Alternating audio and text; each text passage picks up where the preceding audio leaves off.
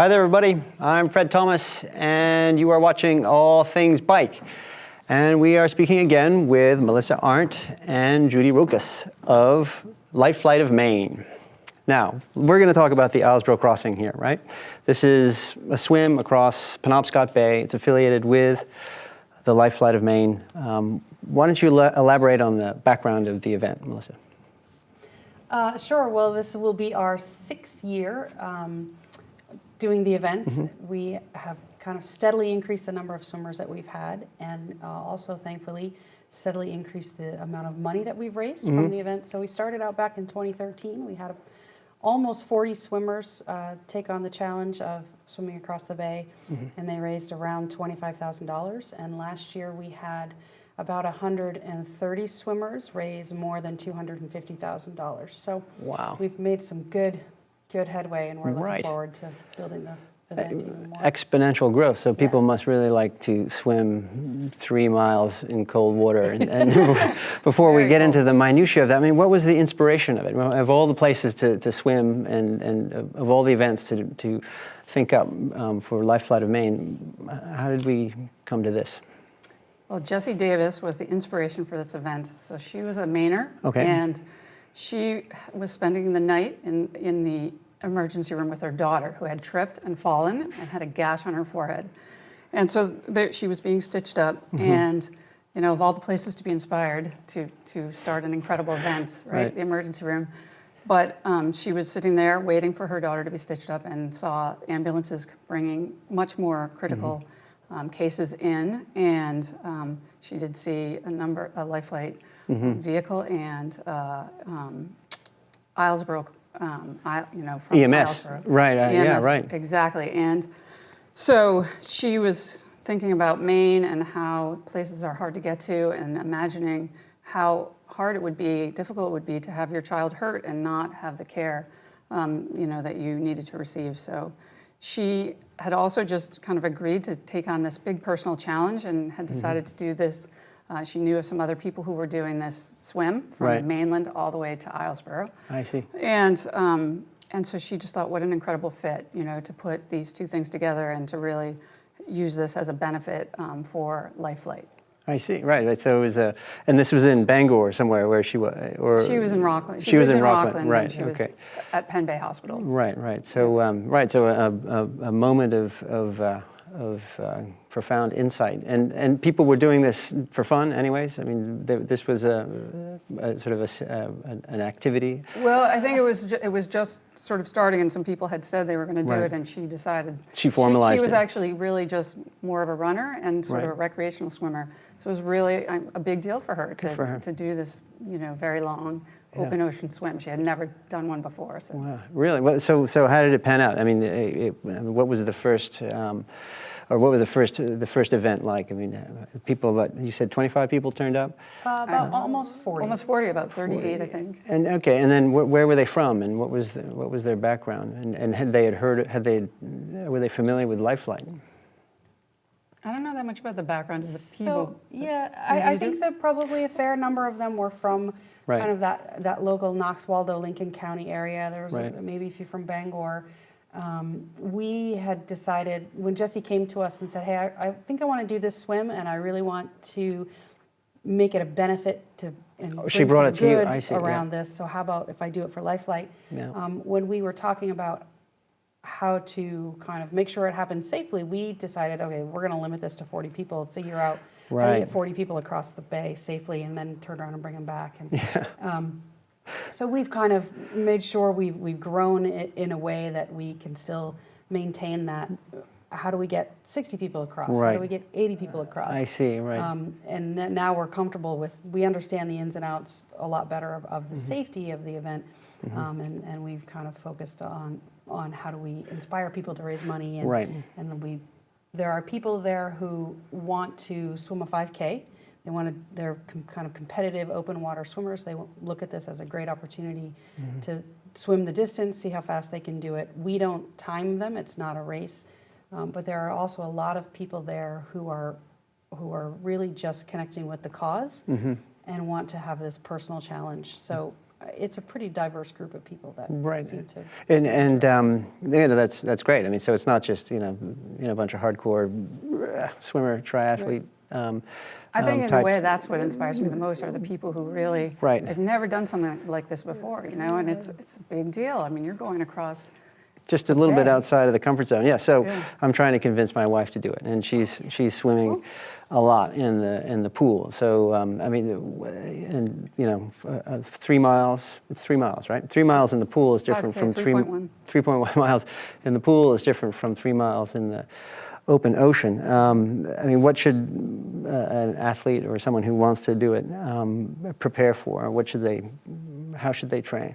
Yeah, I would say that at this time of the year, of course, you're going to be in a pool, right?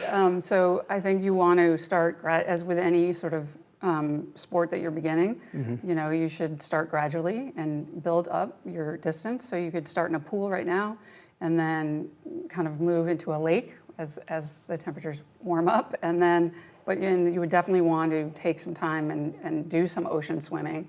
A wetsuit is good. Right. So a wetsuit is great because it keeps you warm, of course, in the temperatures are probably in the 60s in August in the channel. And you can use accessories too, right? I mean, yes, fins and paddles and of course a wetsuit makes you more buoyant too, so that it's very helpful to use a wetsuit. Not everybody. There's about, I think, 5 people. I've really looked at photos, but there's about 5 people who don't use a wetsuit at all. Just go in a bathing suit. Yep. Well, I guess if you really keep moving, you might make it. But that's a long time to be in the water. And okay, it's 60s, but it's still cold. So their safety is a big thing here. I mean, you have a comprehensive safety plan, and elaborate on that. Sure. So I would say the safety plan has already begun. So and over the years, I think there's a great amount of reflection on how everything went and how to fine tune the plan. But we definitely consult with all the agencies that help with safety: the Marine Patrol, the Coast Guard, the Waldo EMA. And so I think we have all the really right people around the table, kind of making the plan, making the safety plan. And then, those people, as well as all of our incredible volunteers, helping to implement it. And there's a whole variety of different boats that help with this. So there are a number of course boats that are lined up so that the swimmers can sight the finish. Right. And then there are security boats and safety boats. And there are, the EMA has a sort of base over on the island, and everybody in the boats have radios, so they really know where every swimmer is at all times of the race. Right, that's important because some athletes might just think, well, you hop in the water and it'll be easy to find where you're going, or get to where you're going, you just head east. Yeah. It's actually really hard to see. The swimmer, it must be hard to see. Yeah, you can't see really anything. see anything. We do it early in the morning, and knock on wood, every year it's been really beautiful and calm. Yeah. But even in those conditions, they can't see that far. Sure. So we worked really hard to get all the boats in the right place and get these volunteers together, and the water rescue teams from the local EMS are involved. And what we've discovered is that the personal escort for the swimmer. So every swimmer elaborate about that. Kayaker with them. Right. And they actually play a really big role in the safety of the event and getting the swimmer, because they're really the eyes for the swimmer. They're trying to make sure that the swimmer's staying on course and not getting pushed down kind of downstream with the current, and keeping them out of the way of the ferry, and that kayaker or stand-up paddleboard or whoever you have for your support person is really a critical piece of that. Right. I mean, and that person has to know how to run a kayak. Yes. Right. And then they also have to know how to identify someone who's out of their ability, right, and getting cold. Right. Well, I mean, what about the pre-registration and the post-registration side of this? I mean, there's a lot of the swimmers turn up, but they don't just turn up the morning of, and then there's a whole bunch of things that happen afterward. Explain about that. Yes, absolutely. So we have we allow our 2017 participants to register early. So we opened registration February 1st, just a few days ago. Oops. We already have more than 40 people registered. Okay. Wow. And then it will open till the general public on February 15th. So you can go to www.islesborocrossing.org and register. So it is a $50 registration fee, and then we do a $150 fundraising minimum. Right. And so they register, and all of the information is sort of on that site. But it's a great site because it will actually generate your fundraising page for you, and that you can send that link out to your friends and family. And it really, we provide a lot of resources in terms of training, in terms of fundraising, right. And all of the details about the event are found there, all in sort of one place. So. Great, yeah. So the first step is everyone registers, and it's not yet, anyways, like the Beach to Beacon. Is there a cap on the number of people who can? There is. So we have capped it at 150. 150 swimmers. And then each of them with their escort. Right. So I mean that could fill up conceivably. Sounds like it's getting more popular. So everyone registers, or you register, and then you turn up the day before, and you've got to bring your kayak and explain a little bit about the safety briefings that happen. Sure. So there's it's August 11th and 12th. So Saturday, August 11th there's a wonderful program at Point Lookout. So there's a dinner, a really wonderful dinner, kayak drop-off. And then we do a mandatory safety briefing. So all the swimmers and paddlers need to be there for that. Very important information is given out there. Yeah. And there's a program, there's some speakers, and we give out some of the fundraising awards, as well as the Founders Award.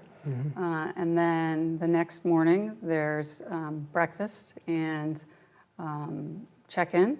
Very important. Very important, Checking in. We want to know how many swimmers get in the water. And follow them all the way. Right. And generally the race starts at 7 a.m., so it's good because the wind hasn't picked up, so that keeps the chop down. Right. And so everyone gets across, and everyone signs in, and there's no did not finish, or if you didn't finish, you were certainly accounted for. The post race event entails what exactly? So, well, the one thing that happens is there's a helicopter flyover. So I haven't yet seen this, but everybody that I've talked to definitely talks about this, about how it gives them goosebumps. And some people are already across and finished, and some people are still swimming. So there's that, and then the helicopter comes in, right? Yep, and the whole town of Islesboro turns out, and everybody's cheering. I mean, I've seen these incredible videos of this happening. Then there's an amazing breakfast that's put out by the people in Islesboro. I mean, they bake and provide incredible food. There's warming tents. I hear there's going to be freshwater showers this year. Ooh. Yeah. Right. Usually a couple of massage therapists. Oh, great. So yeah, there's a reward, both material and emotional and spiritual at the end of the swim, and then that's great. The helicopter comes in. I think I've heard about that, and provided it's not busy. Right, exactly. And then they all hop on the ferry and they get a ride back. Is it an option to swim back, or is that just a stunt? If someone wanted to swim back, would that be? You get any credit for that? I don't know. I don't know we'd be able to tell them they couldn't, but they'd be on their own probably. And I don't really know for sure if anyone has swam all the way. Bad idea. Forget there are definitely paddlers who do meet there, and they paddle. Oh, they paddle back. Sure. Yeah. Okay. No. And then there's also a boat that brings all the kayaks back if you choose not to. Yeah. But the ferry donates tickets and everybody gets a ferry ride back. So. Nice. Well, there's a cap. You said. One other important question: is there a time cut? So if you are a novice swimmer and you're just you're not really sure, but you want to do it, is there a minimum amount of time that you have? So we definitely ask that all the swimmers can swim 1 mile in less than 50 minutes. 1 mile. Because we really want everyone to be out of the water within the 3-hour time period, because that's a long time to be in cold water. So also the longer you're in the water, the more the tide and the current is going to have an effect on you. I see. The way we time the tide If you're in there in a cross in an hour, then you don't get pushed much. But Right. if you're still in there 2.5 hours later, You're getting, you're right. gonna start to. So you are aiming for slack tide at the start. Wow, okay, well, I'm not sure this is in my comfort zone. I have to think about it a little bit. But just some final questions. How does Lifeflight use the proceeds? You raised well in $250,000. How does Lifeflight use the proceeds? We're using the proceeds, the funds that raised to replace our 2 helicopters, Echo Charlie and Echo Mike. Echo Mike and Charlie Mike. Okay. Oops, I'm new. That's okay. And so those 2 helicopters have really served the people of Maine well, but they do run a lot more missions than the average helicopters in other states. So, but that's really what the funds being raised are earmarked for. All right, well, perfect. Well, that's all we've got time for, but thank you for coming down and talking about it. It's great information. I'm sure it'll inspire a lot of people to go. I'll keep the pressure on my wife. I know she can do it. It's just a little bit, it's out of her comfort zone, but I think if anyone practices enough, they can pull it off. All right, everybody, that was Melissa Arndt and Judy Rokous of Lifeflight of Maine talking about the Islesboro Crossing. You can find out more about the Islesboro Crossing on Facebook and on the Lifeflight website and on the internet. That's all we got time for right now. Thanks so much. We will talk to you again soon. All Things Bike with Fred Thomas is brought to you by Zentis, performance carbon wheels handmade in Austria for road and off-road riding. Zentis, next generation wheels. And Frame and Wheel eBay bike selling services. Time, space, cash. Pick 3. And AD Bikes, the modern face of Austro-Daimler cycling and the bike company of the future.